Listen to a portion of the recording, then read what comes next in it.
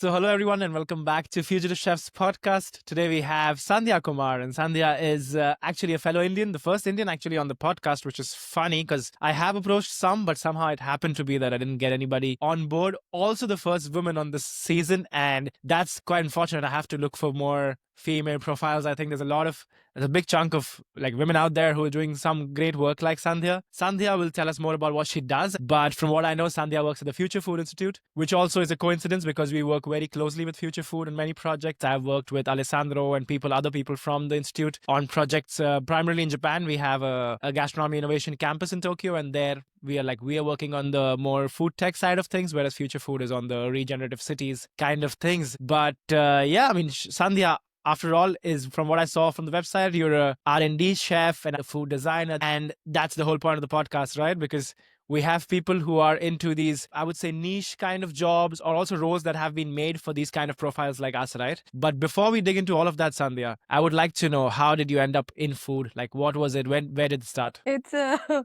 very long journey. It started in 2018. So we're going to go back in history, like 15 years back. But just want to say thank you. Thank you so much, Furqan, for having me here. And I'm going to be sending you a list of all the women you should be interviewing. Oh, please, that would be amazing. Please do that. There's so many people out here doing so many cool stuff. Really, it's with the job that I have right now, it's a great opportunity. The kind of people I get to meet now, it's so inspiring. It's every day you're learning something from each and every person. So it's really cool what people are doing out here right now. So it's really interesting. But yes, I started my journey back in India. I did my culinary school, hotel management actually, 3 years of hotel management. I knew I wanted to be a chef when I was 15. So I really focused on getting myself into the institute, into the university. And I really knew I wanted to work in hotels and restaurants. So towards the end of my final year in the university, I was already with a job in hand. I was going to go to the Four Seasons. It was the first Four Seasons to come into India. So it was a luxury property. It's a very big brand. So it was so exciting, to start your, first career, first job in such a big brand. It was kind of natural, right? You do hotel management, you get into the hotel, and you start working there. But I'm going to interrupt you there, Sandhya, because I think this is very interesting for me because I have like clarified this a lot of times because I was from IHM Bombay, I studied hotel management, and that was because I think it's only in India, but there are cities. For example, I was last like now with work, I'm very often in Tokyo, and there also I was talking to restaurant entrepreneurs, and they were like, "Yeah, I have a restaurant in this 50-story building."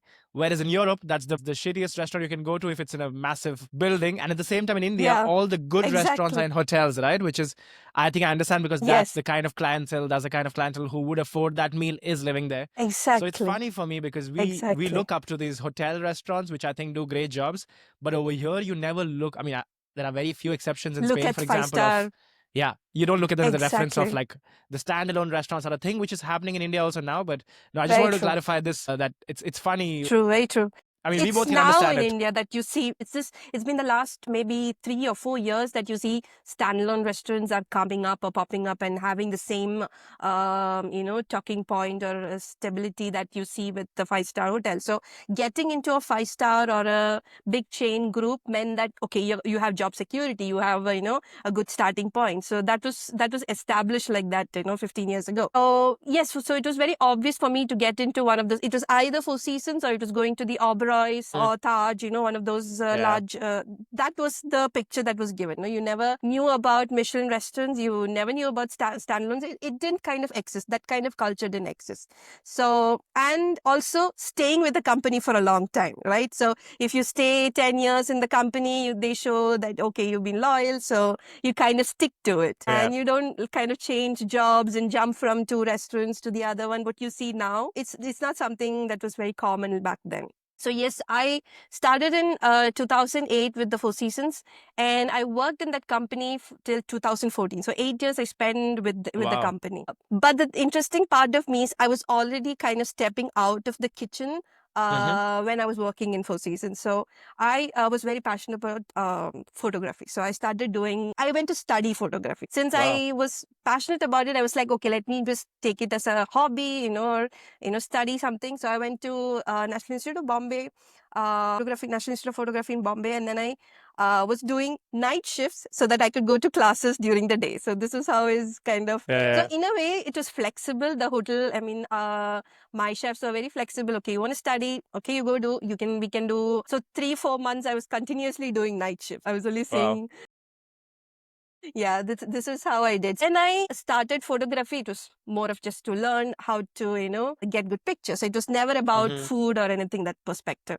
And one of the professors in my photography class was like, so you're a chef, you must be doing food styling. And I'm like, you mean food plating? And I said, yes, I do food plating. It's something that is very normal for us in the restaurant. No, I meant food styling. And I was like, I don't know what you're talking about. So he said, then he showed me these profiles of really cool food stylists. And they were like, they do this for, brands, for commercial brand photography. And I was like, okay. I mean, it looks easy to do. I mean, it doesn't look so complicated. And they were like, okay, so would you mind doing some of the, sessions for us? I was like, okay. And they said they'll pay me. I was like, okay, you get an extra income. I don't mind. So I went ahead and did some styling for the brand photography classes that they were having on the site. So I was, working on setting up the tables, plating the food in a way. And I was working still with food, okay, nothing artificial yet. So then they also taught me in a way that, you don't really use food for food photography, you use other things. And then I kind of started exploring that area. So instead of milk, you were using, white glue to let the, for example, it was a cereal shoot, a Kellogg's cereal photo. And you want them to float on top, right? And if you put it in milk, it basically sinks. Definitely. So I was like, okay. So I was learning tricks like that from them. And then I was like, okay, went back to the hotel and I was like, I'm doing this. And this is something that we could also do for the magazines of the hotel. And we could really make the, so we have in-house photographers, we have in-house sales and marketing team, social media, they are big hotels. So they already have a brand portfolio you have to follow. So I was starting to input and help, things like that in the hotel. And then at one point, I stopped being in the kitchen because of a personal issue with one of the chefs. So he's from New Zealand. He was a bit racist with me. And I was like, I was ready to quit the company. And this is one of the reasons why I really still love being in touch with the people at the Four Seasons. So they had such, I don't know, how do you say, such clarity about the issue, and they knew how to handle it because there was no evidence of how he was being, manipulative or, being targeting me through this kind of racistic comments. They removed me from working under him. So they gave me another position in the hotel where I could work as, I was working with the food and beverage director, I was working with the general manager, I was working with this photographer already. So I was already doing a bit of being the bridge between the kitchen and the rest of the departments, where it kind of a position that never existed. So they created the space for me where I could still be in touch with food, but be the right connection, between these all departments. So, and it's very important also where you need to interact with the executive chef and tell them, chef, I need these kind of, images and things that need to go out, or I need to connect with the, the suppliers for this purpose and things like that. So I was becoming sort of a chef who knew all the things that how it functions inside, but being the kind of connecting point for all these other departments. So this is how I started kind of stepping out of the kitchen, traditional kitchen format. But I never stopped being a cook, I think. And I never stopped being cooking food or not being in the kitchen. And then due to other personal reasons, I quit Four Seasons. Not because I didn't want to be with the company. I moved back home. I moved back to Kerala, where I'm from, in the south of India. So I moved to my home city and I took kind of a break. And then I was kind of lost. I was doing something that I really enjoyed. I really loved being in that space. And suddenly I was away from all of those things that gave me comfort and happiness. And it was very difficult finding your footing, when you are, it's home, but still you don't feel like you are doing, you're fitting in there in that perspective. So I started doing very small ways. I started doing like classes, workshops. I was doing small events, private events for other people. And then I started, in that small way, I started a company of my own. Okay. So food styling was also there, a bit of it, doing some food styling work for people. And then I get a call from some random person saying that, we're doing a movie and we want you to be doing the food. And I was like, yeah. I knew it was, I really thought it was a joke. Okay. We're calling from this production company, blah, blah, blah. And I was like, okay, somebody from Bombay, one of my old friends is, cracking me Yeah, up. And I'm like, trolling. okay, yeah, thank you. Yeah, okay, cool, okay. Then I get the same call and I was like, okay, this sounds a bit serious now. And I'm like, okay, so they wanted a meeting, and I was like, okay. And then it was, they were going to do the remake of the Hollywood movie, John Favreau's, the Okay. food truck movie. Yeah. So apparently this director got the rights to remake it in the Bollywood version. So I was like, they wanted me to be part of the food styling. Somebody had recommended me from somebody who was in Four Seasons and knew about the work that I was doing, kind of Okay. recommended me. And I was like, it was one of the big work that I did. Yeah. And through this whole movie, I was, traveling with the whole crew 6 months on shoot locations. Mm-hmm. I was working with Saif Ali Khan and Padma Priya, really two Yeah. major, Bollywood actors at the time. It was like a completely different experience. Yeah. Then I'm cooking sometimes behind, sets, back of the sets, with like portable kitchens and doing food. And the thing was, almost all of the food in that movie was real. And because the director was like, no, I don't want any fake stuff that you do for, those brand photography. visuals. Don't put glue, make food like really good. I Mm-hmm. want them to really enjoy and eat, and I want those expressions to come out. So, okay, no pressure at all. You need to make food look good and taste good on camera Yeah. and for people to eat.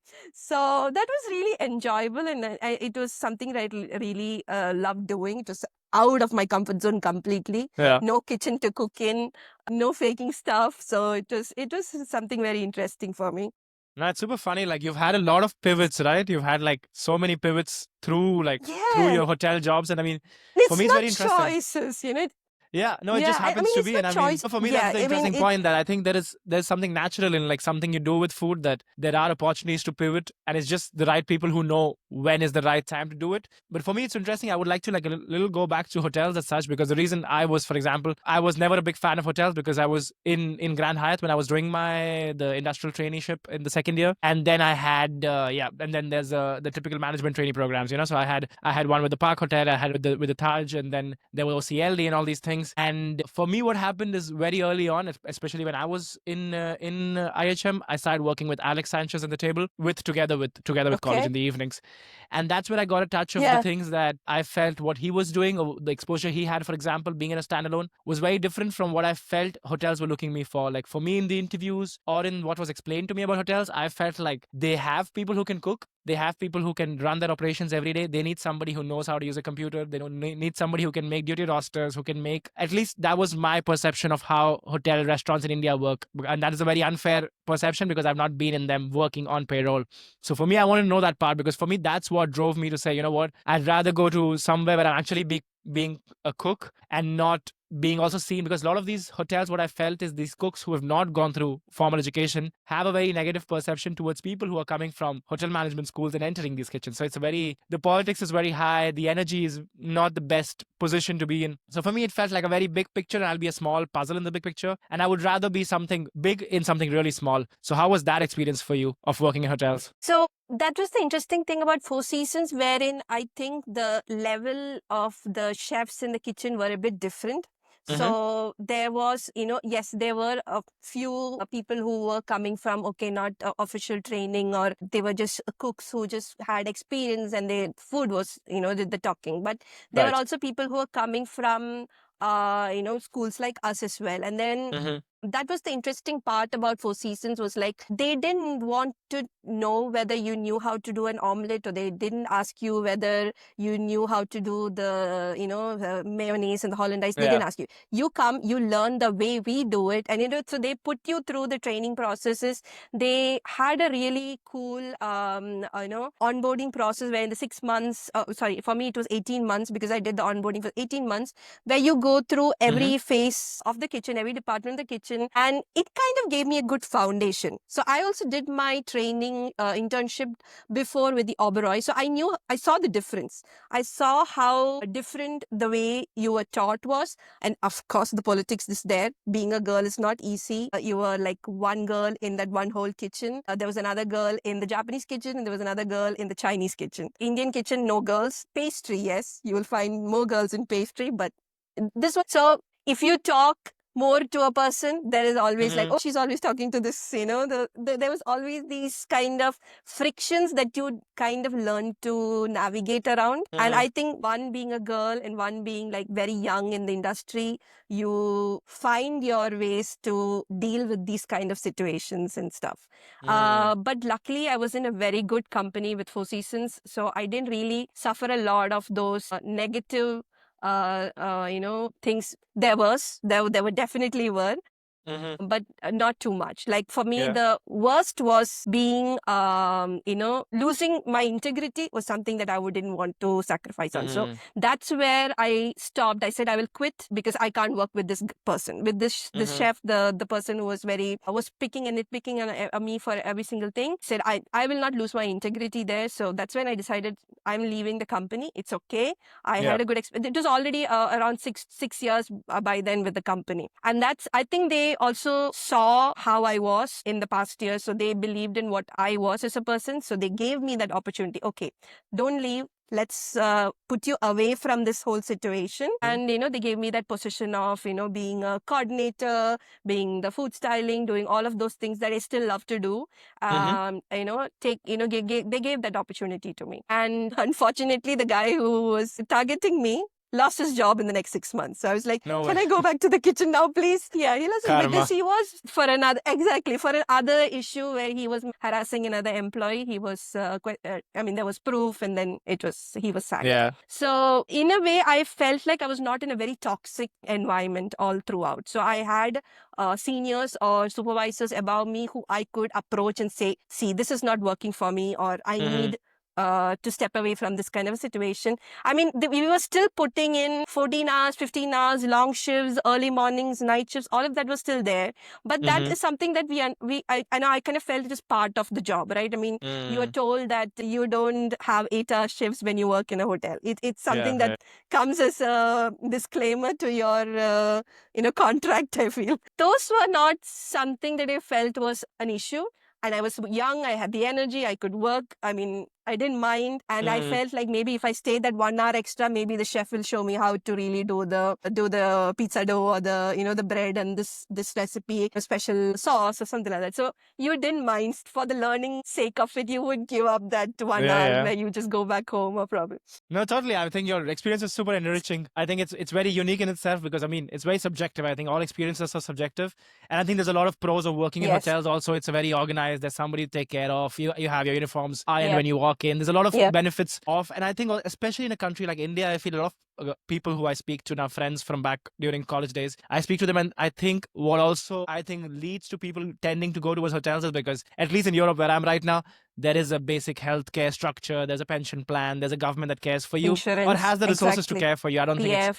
I don't think Indian government Exactly. doesn't want to. It's just I think it's too big a population to manage with too very little taxpayers. So I feel in that sense, hotels provide this kind of a plan B or something outside the system that helps. So I think that's also everybody has their own context to build what they find their preference to be. But for you, Sandhya, for example, because I mean in India it's not like food designing is new, because I remember when I was in school, a family friend, a cousin of mine is very good friends with Michael Swami, and I had a chat with him, and he's like a very established food designer, photographer, and things like that. So did you plan to, like, after the experience with being in a movie with Saif and things like that, did you think of, I don't know, building a brand for yourself or specializing that or making a brand for being an entrepreneur in that sense, or where did that lead you to? To be honest, everything happened too fast for me. Everything Mm-hmm. happened after the movie. Everything was happening very fast. Already, I was working as a consultant for restaurants, so I was helping with other entrepreneurs setting up restaurants in different parts of the city or different parts of the state. So I was traveling already for a lot of things.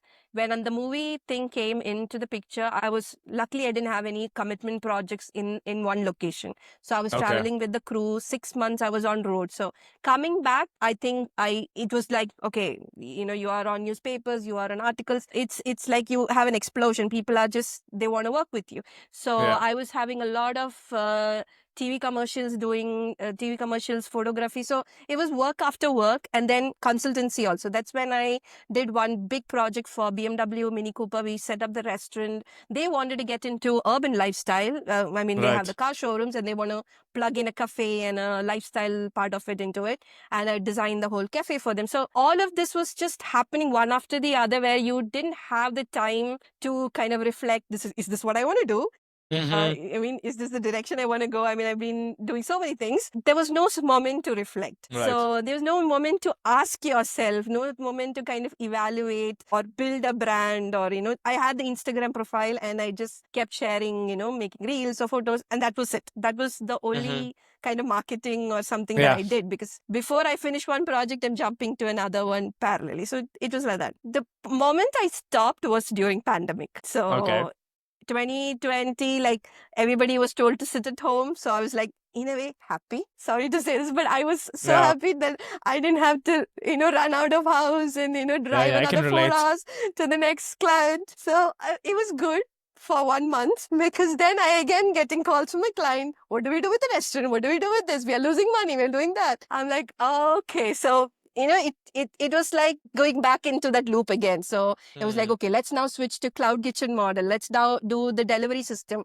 How good can we do the deliveries? How can we make it different? It was exhausting. So I knew at that time, okay, I don't want to do this for the next 10 years. I didn't want to continue like this. I didn't find any happiness in going to this set, and these sets, working in sets are like worse than working in restaurants. You start at 6 in the morning, early in the morning, and sometimes the last shot is finishing at 1 or 2 in the night. So you're there the whole day. Next day, you have no energy to get up. So it was even more exhausting than working in restaurants. But it's just one day probably. So you don't do it every day. And yes, it does come with a good amount of money. I'm not disagreeing on that, but still, I didn't want to continue doing that for the rest of my life. It didn't feel any, I didn't feel any, this wasn't my goal. It didn't feel like this is something that I want to continue doing. So that's when I started looking for food design, so I wanted to study something, and I didn't know what I wanted to study. To be honest, food design, food styling, okay, maybe I thought, okay, I can make my art better. Maybe I can, learn how to be better at building a brand image, things like that. Okay, I will start learning that. That's when I kind of stumbled upon the food design innovation here with the Scuola Politecnica in Milan. Okay. So I came across that. I actually came across that a couple of years ago, but it was not, in full decision at that time. I was like, what the time to go and study. I have so many projects, I have so many clients. So I went back to that during the pandemic time, and I was like, okay, maybe this is the time, I can take a break for a year, do this master's, then come back, and, it'll have some values that I can probably incorporate into the company that I'm trying to build or something. So this was the intention when I moved to Italy 3.5 years ago. When I came here, I was like, okay, something new, open. I was 31 when I came here. So I was like, nobody my age is going to be there. It's okay. It was a bit strange situation where I am sitting with 20-year-olds, 19-year-olds, and they are already coming from design backgrounds and talking about this. I mean, it was a bit surreal for me to be in that kind of an environment after 10, 15 years, 12, 13 years. You left university 2008, and now you're suddenly sitting in the same environment. It was a bit surreal for me at that time. But I mean, what happened for me during the course was that I learned that I'm doing all of the things that they're talking about, So they were talking about local food. They were talking about, community and, sustainability. I didn't use these words. I didn't know how to use these words probably, but I was already doing that. So there's this project that I was working on back home before the pandemic. It was with a school. It belonged to a friend of mine, and it was a private school, but he was like, Sandhya, I want you to come and teach them about food. So I was like, okay.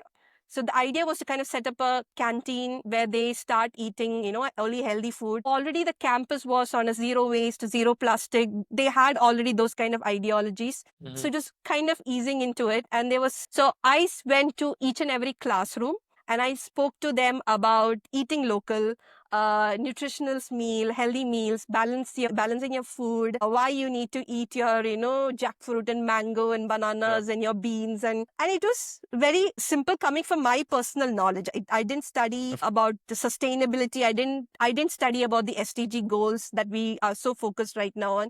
And the time, the intention was feed food, the kids healthy food. That was the only goal. And then I went into teaching women who are working in the school. We have the system in schools, right? Aya, who is always with the kids in the classrooms, with the lunch boxes and helping with the kids. So from younger classrooms, basically, when you are in fifth class and fourth class and stuff like that. And these ladies were all from the local community. So I taught them to make kimchi.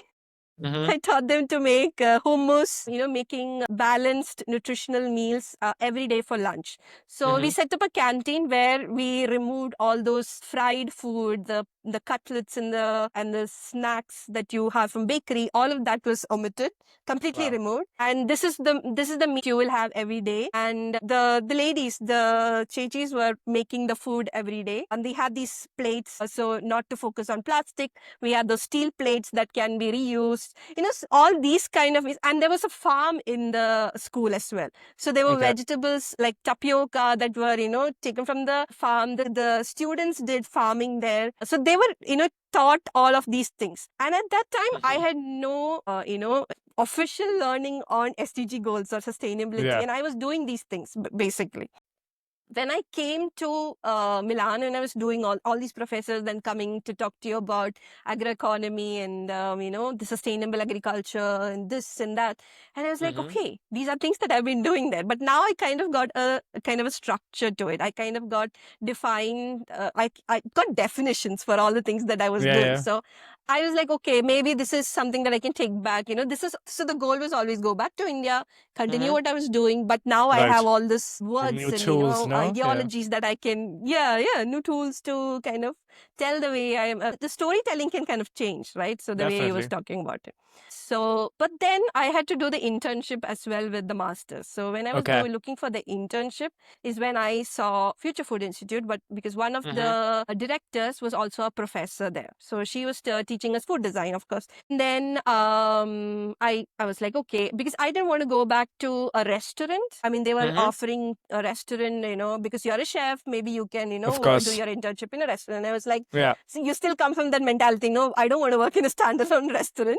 And I didn't want to do that again in Italy because I already know how a kitchen functions, how it should work, what are the problems. I understand those things. So I felt like I didn't have anything to learn from there. So I decided I'll go with the Future Food Institute. I mean, when I did the interview, it was with one of the Bas Culinary School products as well. So he was the manager of the Food Alchemist Lab that I'm leading now. So he was the manager, food scientist. So coming from the gastronomy scientist background, Spanish. I don't remember the name of this guy. He was the Masters of Gastronomic Science. No, it's Paco. Paco. So Paco, a real scientist. So I see him first time in a lab coat, and I was like, oh my God, this is not what I should be doing. This is not where I should be looking for an internship.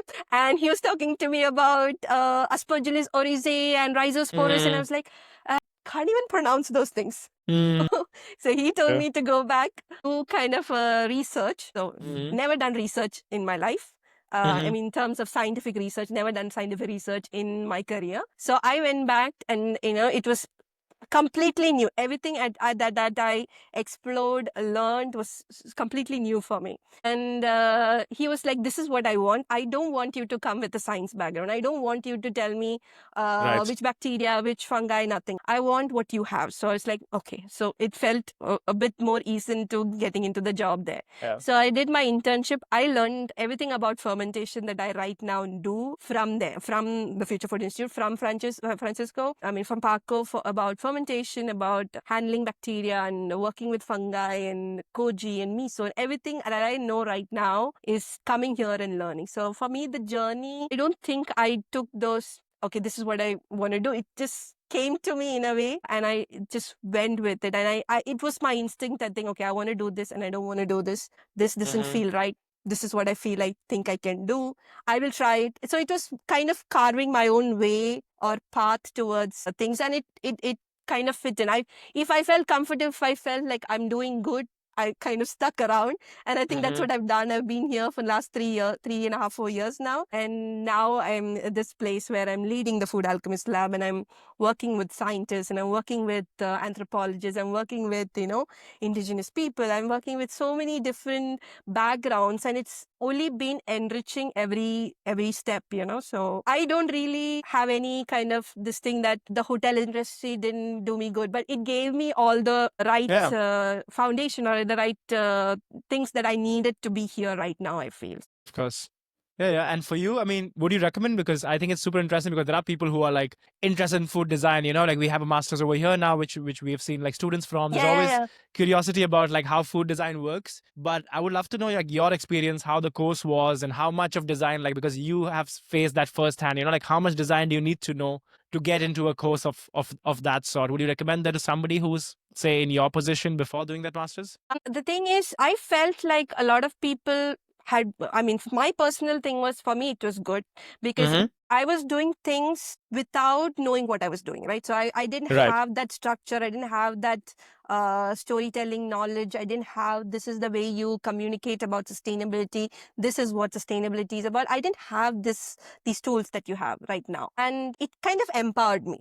To be honest, from a chef to going through this master's gave me the right language to advocate what I really wanted to communicate. I think it helped me. But I'm sure some people felt like it was redundant because they came from design schools. You basically went through design thinking methodology. The thing is, design thinking methodology for me is something that everybody does in a natural way. We always explore our then we come down to, okay, this is what, you narrow it down, you convert. So design thinking is something that everybody naturally is doing, but it's something that you're never taught, like, this is what design thinking is, or this is what is this methodology is. So it gave me structure in a lot of ways, the course, the master's. So I would still recommend, but if it's only if you are looking for something outside of that traditional kitchen. I mean, there are people who still love going into Michelin restaurants and working for large companies, or there's still people who love doing that. So for them, I don't know if it is valuable. But yes, for people who are looking for something more than just being in a kitchen, being just a chef, 100%, it gives you all these options.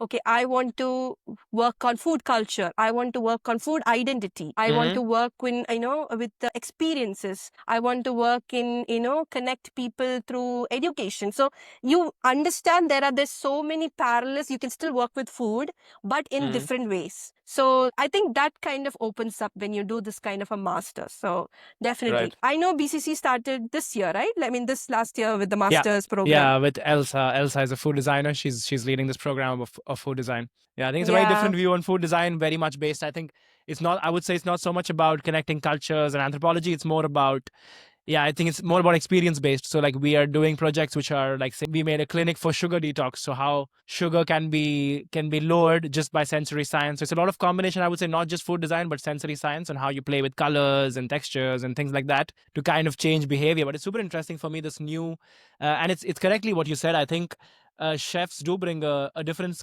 set of skills, which maybe are not very documented, and they're very learned, they're very subjective also. But that's the whole point of the podcast, because I feel like a lot of people who write through the podcast, or who I speak to, or who find themselves in this position where they feel like they are somehow, they could contribute more, but the current structure, be it a hotel or restaurant, is not giving that kind of outlet. I feel they undervalue a lot of skills they already have. Like, for example, like people who said they offered you the role for doing the production with the movie, or say doing those brand deals. I think these people saw something in you which subconsciously we ourselves don't see it, because we've normalized so much of like just knowing what food goes with what, or what color goes with what texture would, how acidity would kind of balance it out. I think these are skills which are not documented because they come from experience. They don't come from the school either. But that's why I asked you this question, because I think people hearing should know that. I mean, the idea of the podcast also is that people who listen to your story feel more relatable. Okay, because I think if I myself go on the website of Future Food, see you over there, I'll be like, okay, maybe I can't, as somebody who's coming out of school, that means I have to do like 10,000 masters or a PhD to enter up in a research institute, So it's about showing these possibilities. So yeah, it's very enriching to hear this. And next, I would like to hear from you. What is Future Food Institute for people who don't know it, and what's your everyday work like today? It's a big So question. I mean, yes, it is actually. It's one of the most difficult questions to answer, to be honest. yeah. So, Future Do your Food parents Institute, know yes, what I you can do? tell you. Because Future for me, Food, that's a interesting question. Because my parents, I think, don't completely know what I do. I've tried explaining them what I do, but they're always like, "Okay, yeah, but you very were simple. last week in Egypt teaching kids how to eat, and now you're in Japan consulting Yeah. a packaging company on how they should create packaging for crisps." So I think, yeah, for me, how would you explain, say, somebody who doesn't know anything about food? That's more interesting. Like, dumb it Uh, down the most you can. oh, wow. So, I struggle the most to explain my job to people who don't come from the Yeah. food industry in general, you know. So, my boyfriend is a software engineer. So, if I'm meeting his friends, I just say I'm a chef and stop Right. there, because if I say food designer, they don't understand food design. So you design plates or you design something. And it's like it's very exhausting, and the conversation just goes into so many things, because I have to tell them the whole history of what is food design and why food design, and why I'm a chef and a food designer. So I just don't go there. Sometimes I just say I'm a chef, but I work for this company, non-profit organization, and they're like, oh, okay, it's to their understanding, that's okay. With my Uh-huh. parents, it's so funny, because my parents um, never really know what I'm doing. Yeah. They know I'm doing a lot of things, because even from like when I was doing the food styling, when I was doing the movie, they're like, okay, I'm doing the restaurant, then I'm doing the styling, and today I'm in shoot, so don't call me, I can't pick up the phone. So they kind of know to let me be. They know Mm-hmm. I'm doing things that I really like, and they know I'm happy, and they just let me be there.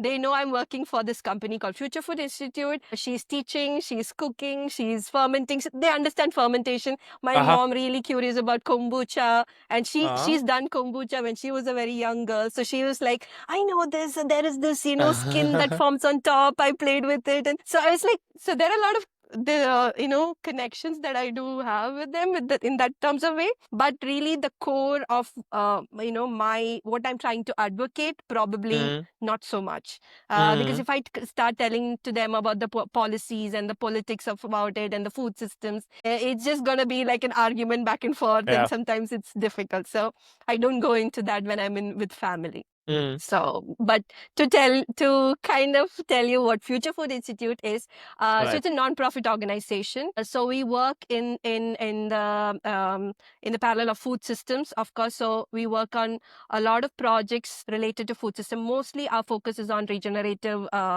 practices. So something Mm-hmm. called as Future Lands. If you already met Alessandro, so Sara Roversi and Andrea Magelli are the founders and the CEO of this company, and a lot of the things that I'm able to do now are thanks to their kind of confidence in who I am. I mean, even if I don't really come from a food scientist background, I'm kind of leading the Food Alchemist Lab right now, and Mm-hmm. we have this a great team with with different backgrounds that kind of help these projects. So it's very difficult to bring into a nutshell the kind of projects we do. We have projects on Save the Ocean. We are working on the Mediterranean diet. We are working on regenerative agriculture. This is one of the main focuses on one of our living labs here in Tuscany.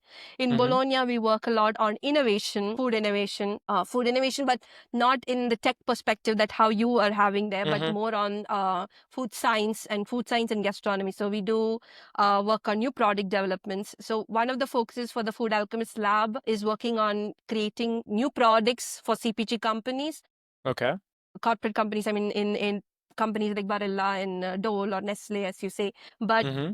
it's not just that, it's also kind of being a connection, a bridge Mm-hmm. for research, for academics and the food industry. So what we have noticed or we've understood in the last 10 years that Future Food Institute has existed, and the work that we have continued to do, is that there is a huge gap in all these companies that are creating these new products, right? The Nestle, Barilla, they're all great companies. They're all doing food, Mm-hmm. but there is the intention or the purpose behind creating or innovating with food is not coming from research background, or is not coming from the need perspective, or coming from academic background. It's just innovating for the sake of innovating, right? Yeah. So here, the thing that Future Food is that we have this methodology called prosperity thinking. So it's about not just creating for the sake of creating for human beings, but also understanding that the planet has boundaries and we've already crossed a lot of those boundaries and keeping within the planetary needs. So when you're creating, so that's one reason why I'm really happy with the work that I do here. We focus a lot on food waste. So how can we, or how might we valorize all the agri-food waste that's being generated? So, one of our goals is that one is through, of course, regenerative kitchens, and how regenerative kitchens is not just about going, fast forward into innovation, learning from the past. Traditions are also a part of us, and it's kind of, the innovation is just evolution of it. So not really letting go of culture, of heritage. These are all things that are part of, the Food Alchemist as well as in Future Food as a whole. It's an ecosystem. Future Food, you cannot say is one, corporate company. It doesn't function in a corporate model. It's a non-profit organization, yes, but it's more about the people, the networks that we have in different parts of the world. Yeah, we are in Japan. So in Japan, we are focusing on regenerative cities. As you know, that almost by 2050, that 85% of the population is going to be living in urban centers. Rural areas are being abandoned. So what is happening to the rural areas? We have another living lab in Polica, which is the southern part of Italy. It is was an abandoned town, and now we're regenerating the town through so many projects that we've been doing. We're connecting with the producers, the local farmers there, the local fishermen there. So Polica is right at the center of the Mediterranean Sea. So it's so you have the Mediterranean Sea, you have the Spain, you have Turkey, you have all of these countries surrounding the Mediterranean Sea. And Polica is one of the emblematic towns for the community of UNESCO Mediterranean Diets. So we're bringing back to Polica all of that knowledge that was lost, So people are forgetting, people are moving away. The town is just mainly now old people. We need to learn from them. I mean, we are losing that heritage. So we're learning from these older generation, the way of fishing that doesn't harm the ocean, but helps, the fish, and also has something to feed us and continue to feed us for the next generations, learning from these fishermen, learning from the farmers, how it should have been, not going into that industrial farming way, but that regenerative can still feed people for the thing about regenerative, it is circular, right? It's not a linear way of functioning. You just don't take and take and take and take, and one day it's over, but you continue for the next generation and the year after that. So it's about educating and showing to the world that this is the way it should function. This can be, scaled up or shown to, taken up from here in Polica and implemented in different parts of the world. So one of our goals is that's why when we started in Japan, we were bringing people from Japan to see how people lived in Polica, and still rooted in that heritage, in the way they eat, just the way we eat. It's about how we live. So showing them how we live. So this was how we started. And now it's the Polica model is something that one of Sarah's visions is to have 500 Policas, existing around the world. So building regenerative cities is one part of that dream that she has. So these are some of the ways I can say, but it's difficult to bring it all down into summarizing all the work. No, but I think you've done a good job. I think if somebody who doesn't even have context can get, because you've used like real places and real examples of the kind of works you've done.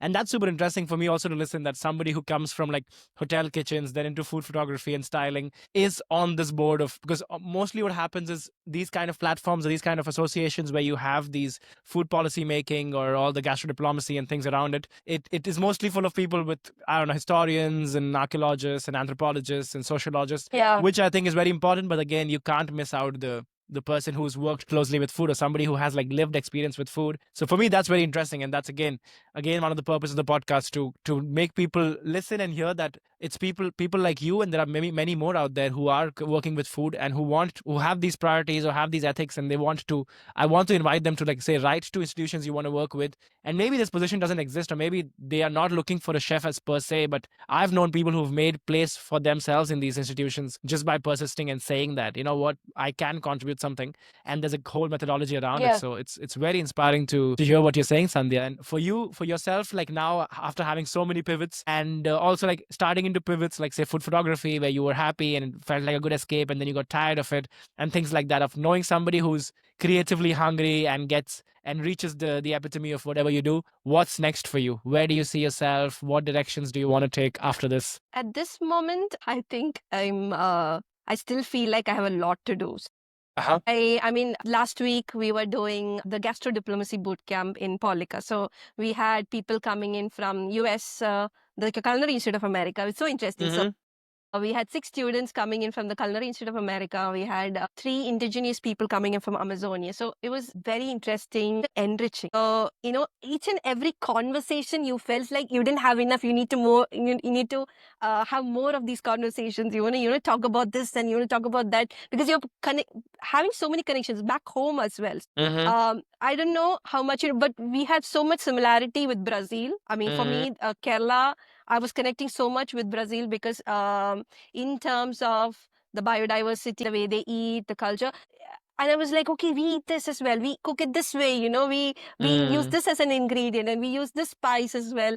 And it was so amazing the way that we could connect. And for me, when I am in this kind of environments, I don't feel like I've had enough. I need more of it. I want to be in the same mix, continue to have these conversations. And I want to continue doing this. I want to continue being this connection that I have in just a small part, right? I mean, came as a chef. I mean, the only thing I have to talk about is food. And that's all is needed to connect with all these people. All you needed was food. And you bring in politics, you bring in colonization, you bring in trade, you bring in war, you bring in climate change. Everything is connected to food. So definitely, I think that is a powerful thing itself. What you do, it's just that I think you need to be aware that food has that much power, and don't be afraid to kind of go behind those things. Maybe talking about politics scares you a bit, but I think you need to talk about politics when you talk about food. I think you need to talk about colonization when you talk about food. And I think you need to talk about war when you talk about food. I think you need to have those difficult conversations, So, yeah.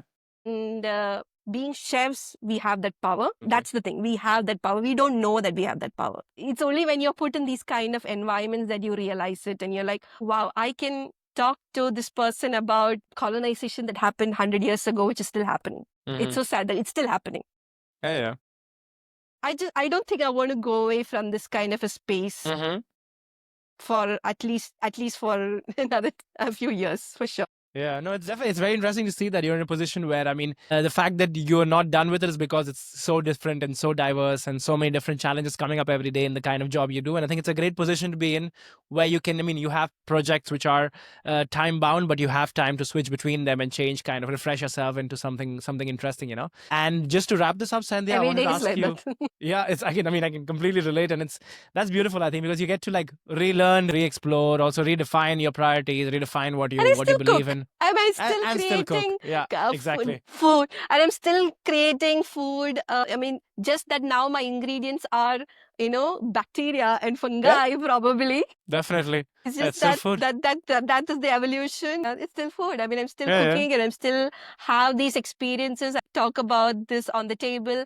Talk about why we need to do fermentation. It's really beautiful how that, for me, the journey has been, how I've evolved as a person, as a chef as well. So yeah. Yeah, I mean, I think also like the jobs like this have a very great impact. I mean, very bigger impact, which is not seen, but it's lived. So maybe, I don't know, the people who work in industries like this are not the biggest most famous celebrities, but the impact they have. I mean, the ones who are celebrities in the chef world are the ones who are serving 50 diners a night, whereas the ones who are behind the scenes are the ones creating actual impact into millions of lives and communities. Which is ironic, and which is why also there's platforms like this exist where people can have a voice who don't have the voice and can't reach the people they have to hear. And then just the right moment to ask you this question, Sandhya, for somebody listening to you who's saying, oh, this sounds interesting, this sounds amazing what Sandhya's doing, it's super relatable, I find myself in, say, the Sandhya 10 years ago, what would you say to this person? Like, what do they need to do, or what kind of advices they need to listen to be able to get where they want to get? Not exactly where you are, but in their own bubble where they can get. I think one thing I would say is that I never ask questions. I mean, things were coming to me and I was just doing it. So, but never to stop asking questions. No, I mean, I never asked where the food was coming from when I was working in the hotel. I mean, I didn't know how to ask those questions. Probably I didn't know, there was a problem in the supply chain. I didn't know there was a problem in the food system. So I think you need to be brave and bold enough to ask those questions. And, maybe that question is going to give you a problem with your chef or your boss or your supervisor or whatever. But I think you need to start asking those questions. But I also feel like the generation now, I'm interacting a lot with younger generation, because it's one of the part of my work is also education. So we also have interns coming from BASC as well, so you have this, students who want to do an internship, and they already thinking in a different way.